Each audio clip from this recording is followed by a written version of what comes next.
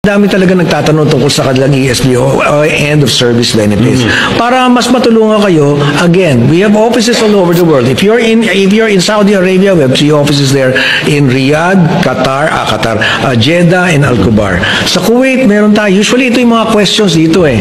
Bahrain, meron tayo na ganyan. Kung ayaw ibigay sa inyo yan, humigay ng tulong sa ating mga offices, DFW and OWA. Kukomputin nila yan. And then, pupuntahan natin yung mga employer para makuha nyo yung inyong end of service benefits.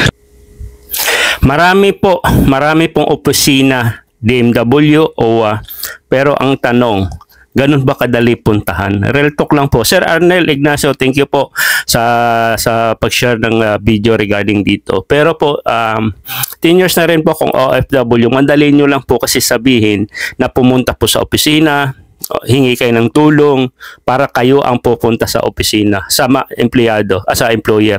Hindi po nangyayari yun. Hindi po ganun nangyayari. Madali nyo lang sabihin, okay, sige, siguro, katulad ko, pwede ako pumunta sa driver. Okay, yung mga ang trabaho is nasa labas, nasa field. Paano yung mga kasambahay? Tandaan po natin, Sir Arnel, mas marami pong mga empleyadong OFW na nasa bahay, kasambahay kung tawagin. Sila po ba, nung dinala nyo sa abroad, may alam ba sila kung saan location yan? May alam ba sila, kahit nga yung kapitbahay nila o yung kabilang kanto, hindi nila alam yan kung ano yung address Pupunta pa kayo sa opisina. Sa tingin mo, makakalabas yung mga kasambahay na yan, basta-basta? Ika nga, wala Di ba? Ni passport wala kung mahuli pa yan. Sa tingin niyo, Sir Arnel, papayagan ng amo yan, pupunta dyan sa end of service para ireklamo yung amo, siya pa yung maghatid. Never po mangyayari yan. Never po. Mandali nyo lang sabihin na pupuntahan nyo, magreklamo kayo. Ang hirap nga tawagan yung, guys, hindi ako against sa ating gobyerno. Isa din po kung OFW 10 years na. Kasi parang something alam mo yun, nag-implement sila, pero hindi akma Madali na sabihin nyo, pumunta lang kayo. Hindi po sa dami ng OFW, pupuntahan nyo yung employer, mapapahamak pa yung ang OFW natin. Alam nyo, pinaka-the best tip ko dyan, best advice, Sir Arnel, kung napanood nyo po ito, share nyo po itong video. Alam nyo, sa umpisa pa lang, di ba 2 years ang contract natin? Okay, ang sahod 1.5. Okay, sige, sabihin natin 1.5. So dapat unang pwedeng gawin, okay, ng government natin o yung agency, kausap yung agency, okay, at saka yung empleyado, mag-uusap sila. So dapat ang agency hahawak sa OFW. Hindi na yung OFW makipag-communicate sa employer niya regarding sa sahod kasi malabo po 'yan. Hindi lahat po nakakapagtapos. Okay? Ba mamaya salitaan lang English, hindi na intindihan. Yes nang yes yan. Hindi po dapat. Ang communication, both employer at saka sa agency. Ganito, sasabihin ng agency, bago nyo dalhin, di ba? Sila may kailangan Sila may kailangan ng katulong So, kung ang sahod mo yung 1.5, okay, sa loob ng 2 years, ang end of service mo is 1 buwan. Sabihin natin ang sahod mo 1.5. So, dapat sa loob ng 2 years mo, may 1.5 ka. What if, pwede yun, first option, yung 100 real, okay? Sabihin natin, 1,500 real ang iyong end of service, okay? So, every month, yung first month sahod ng isang OFW, dapat doon pa lang ikakaltas na, okay? Idadagdag sa sahod. So, 1.5 plus yung 100 na end of service, okay? Sa loob ng 15 months, bago siya magtapos ng 2 years, di ba, 24 months. So, nakukuha na niya yung end of service ng pautay-utay 100 para sigurado, okay? Para sigurado na meron na siyang nakukuha. Okay? Sigurado. Yes po. Pangalawa, ganito. Kung hindi naman, kung gusto naman ng agency o yung empleyado ng buo, okay, buo yung end of service makuha, mas maganda kasi mo buo yung end of service. Pwede rin yun. Pero dapat pag natapos, hindi na sa employer, sa agency na. Okay, bakit hindi singilin niyo muna yung employer from the start? Okay, binayaran niyo yung OFW, di ba? Sabihin niyo sa employer, kami mga agency, employer, bayaran niyo muna kumbaga partial 2 years yung end of service. Ngayon, pag hindi natapos o tumakas yung OFW namin, sabihin ng agency, i-refund po namin sa inyo. Pwede 'yun. Kasi mapipilitan sila Ngayon, pag natapos ang trabaho o 2 years ng isang kasambahay o isang OFW, automatic sa agency makukuha kukunin namin. Hindi, wala nang communication ng OFW sa employer. Kasi mahirapan po talaga. Hindi po na-implement yan.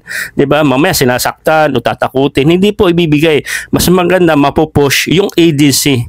Sa agency na kukunin. Kasi nandun na binayaran sila ng employer eh. Okay, sa IOT gusto. Kasi pwede kasing kung hindi ibigay ng agency kung nang saang bansa ka, pwede sa Pilipinas reklamo yung agency na yan.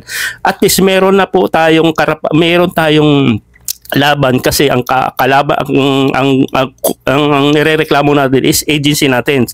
Okay? Kung hindi magbigay dito sa abroad, okay? Ang agency po kasi natin mga idol, sa mga hindi nakakala, mayroon po tayong tinatawag na counterpart. Okay? Bago po tayo makarating dito sa abroad, 'di ba? Nagpa-process tayo sa agency sa Pilipinas. Meron din po yung agency sa abroad. Sila po yung nakikipag-communicate. Yung agency dito sa abroad, siya yung nakikipag-communicate sa amo natin bago tayo pumunta. Tayo naman ang makikipag-communicate sa agency sa Pilipinas. So parang ganon ang nangyayari. Okay? So tayo may makukuha end of service, pwedeng pumunta sa agency kung saan ka nag-apply, kunin mo yung end of service. Parang empleyado tayo dyan sa Pilipinas. Tandaan mo, saan ba natin kinukuha yung end of service natin? Mga benefits, di ba, sa company kung saan tayo nagtatrabaho. Same lang din dapat. So doon pa lang, wala nang karapatan o wala na dapat communication ang OFW at employer pagdating sa sahod, sa benefits. Wala na dapat. Wala nang pera involved. Trabaho lang. Okay? Kasi wala po. Abuti ng 6 years, 10 years hanggang ngayon, wala pa pong end of service o benefits. Kasi sasabihin nyo lang sa inyong amo. Di ba kasasabi lang ni Sir Arnel? Di ba kunin nyo sa employer? Hindi po ganun, Sir Arnel. Hindi po. Madali nyo lang po kasi sabihin. Alam nyo naman yun eh. Di ba? So, i-ano nyo sa batas, i-ano nyo sa Kamara, sa Kongreso, sa Senado, isulong nyo to na wala dapat communication ang employers, ang OFW pagdating sa sahod o benefits. May dadagdag pa ako, yung kahit yung yung ATM, pwede yun. Pwede din yung ATM na galing sa agency ibigay mo sa employee. Okay? Depende sa sahod. Pwedeng direkta sa sahod, hindi na yung employer magbibigay pa sa katulong. So dapat alam mo yun, every month may communication, 'di ba? Yung agency every month before magsahod yung OFW, tawagan na nila yung employer, kunin yung sahod. 'Di ba? Basta 'yun ang magiging proseso noon. 'Di ba? Dapat lahat ng communication related sa sahod, beneficial agency na. Kasi mahirapan po. Comment kayo, guys, comment kayo.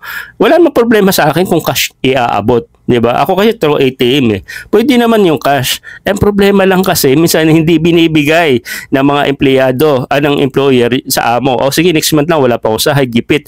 Ginigipit pa yung katulong. Baka hindi lang katulong, baka ito para sa mga OFW. 'Di ba? Kasi may may control yung employer do sa katulong eh. Kasi nasa loob ng pamamahay eh. Ano pa magagawa niyan? May nagchat-chat nga sa akin 2 months, 3 months wala pang sahod, delay eh. So dapat dapat online na tayo eh, Sir Arnel eh.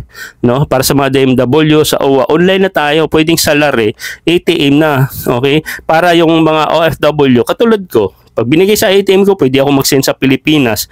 'Di ba? So pwede 'yon. Hindi kaya, so basta po, ganun na yung proseso, wala na dapat communication o wala na dapat related sa employer at OFW.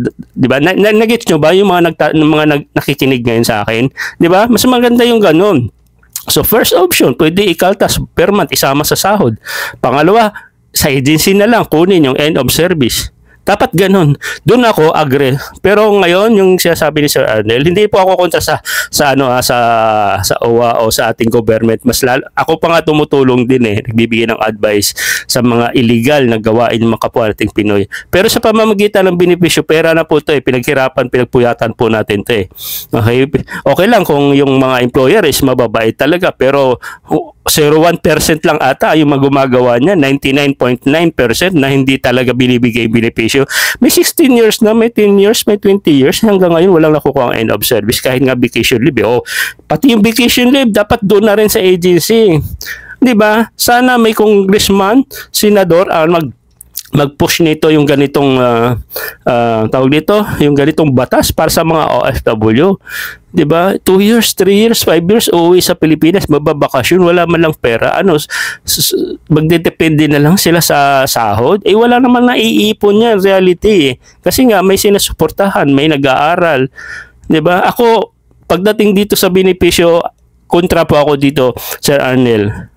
Alam nyo, kung napanood nyo to, pwede nyo to i-share, i-ano na to kay Sir Arnel, i-tag nyo to, di ba? Ganun na lang siguro. Alam ko, agree, mas maraming agree sa akin dito pagdating sa ganitong benepisyo na wala nang relation ang OFW, okay? Yung employer sa OFW pagdating sa benepisyo. So dapat may control ang agency. Mas madali natin ireklamo yung agency kasi part ng Pilipinas yan eh. Part natin yan. May karapatan tayo ireklamo. Ngayon, pag hindi mag-comply yung agency na yun, ireklamo na hindi binigay yung end of service, tapos na yung kontrata namin, 3 years, 4 years, sila yung magko-compute, di ba? Hindi lang usapan. Pwede silang ireklamo sa DMW, sa OWA. Pwede mapasara yung agency nila. Di ba? Tama yung ganun. Di ba? Wala na. Yan ang pinaka-the best solution. Pagdating sa pera, benefits, wala na dapat communication ang employer at ang OFW. Pwedeng lulukuhin yan eh. Agree, comment kayo kung agree yung sinasabi ko. So yun po dapat i-push natin mga lahat ng OFW. Okay? Na yung, parang lagi ko inuulit-ulit para mas lalong maintindihan, di ba? Na pagdating involved money, okay, involved na money na, wala na dapat pinag-uusapan about sa employer. Maliban na kung bibigyan ka ng bonus, hadiah, ibang usapan yun. Ang pinag-uusapan natin is yung pinaghirapan natin in just 2 years, 3 years, 5 years, and 10 years. Ang laki na po makukuha nyo kung ganito po yung batas. Di ba? The more tumatagal ka dito, the more makukuha yung end of service mo, pati vacation leave mo, through agency na kukunin. So, bahala na kung ano yung agreement ng agency sa employer. Basta malaga, natapos na yung pinaghirapan natin, pinagpuyatan natin, dito na tayo tumanda, may makukuha tayo, pension. Kung ayaw ibigay yung OFW pension, kung wala silang batas ng OFW pension, dito gawin nila.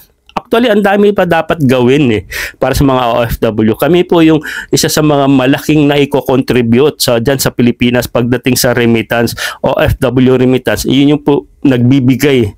Diba? Sabi nga ni President Marcos, isa sa mga nagbibigay ng magandang income, okay, nagdadala ng mga cash dyan sa Pilipinas, which is yung OFW. So sana i-priority nyo po kasi kami po yung kawawa, wala pong mga benepisyo.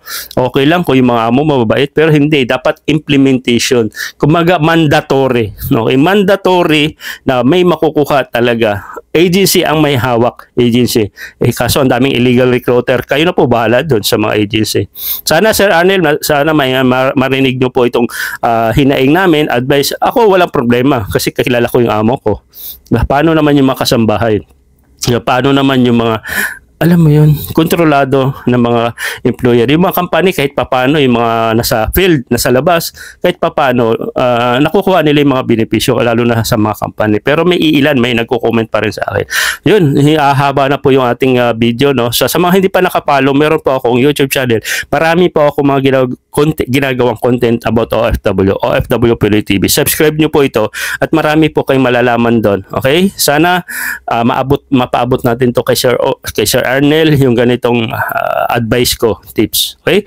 Share this video. God bless and bye-bye.